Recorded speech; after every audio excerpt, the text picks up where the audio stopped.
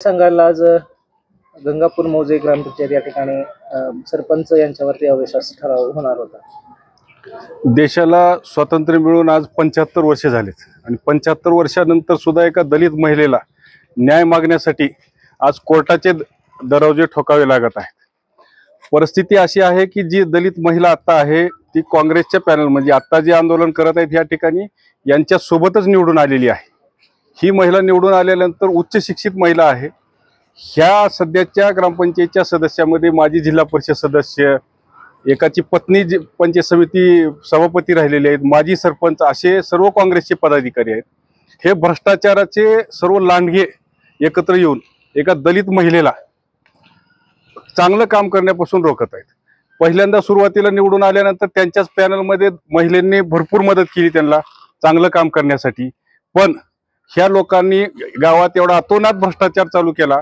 तुम्हाला सहज एक उदाहरण सांगतो, अंगणवाडी लहान लेकराचे जे अंगणवाडी साहित्य आहे 2 लाखाचं अंगणवाडी साहित्य आणलं, 6.5 लाखाची बिल उचलले। महिला बाल कल्याण अधिकाऱ्यांनी लातूरच्या ठपका ठेवला ग्रामपंचायतच्या ह्याच्यावर, ग्रामविकास अधिकाऱ्यावर। तेवढंच उदाहरण नाही, वडर वस्ती कुठं असते? वडर वस्ती आमच्या गावाच्या बाहेर आहे। तर अशा वडर वस्तीचा सर्वच निधी या जिल्हा परिषदच्या माजी सदस्याने स्वतःच्या वार्डामध्ये पूर्णपणे खर्च केला। असे कित्येक काम आहेत, लाखो करोड रुपयाचा भ्रष्टाचार या महिला सरपंचांनी अडवण्याचा प्रयत्न केला। तर मागे 4 महिन्यापूर्वी ग्रामसेवक बदलला तर लगेच सही नमुना 4 महिने दिला नाही दलित महिलेला। 3 ते 4 महिने गावचा पूर्ण कारभार ठप्प करण्याचं काम या सत्ताधारी मंडळींनी एकत्र येऊन केलं। त्यामुळे या दलित महिलेने गेल्या वर्षी हे 10 सदस्य अपात्र आहेत म्हणून कमिशनर साहेबांकडे अर्ज केला, त्याच्यावर प्रक्रिया चालू आहे। ही प्रक्रिया चालू असताना त्यांना लक्षात आलं की आता आपण अपात्र होतो।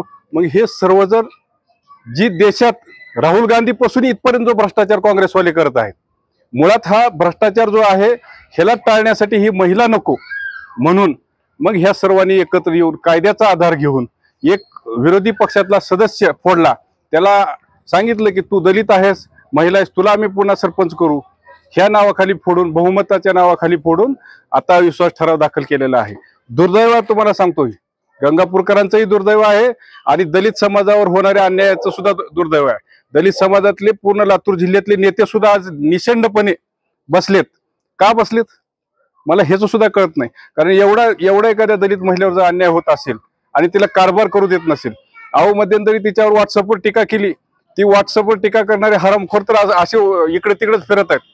दलित महिलेवर तुम्ही असला भाषेमध्ये टीका करता, दलित महिलेबद्दल अपमानजनक बोलता। असं असताना सुद्धा कायदा, जिल्हा प्रशासन कोणीही साथ देत नाही।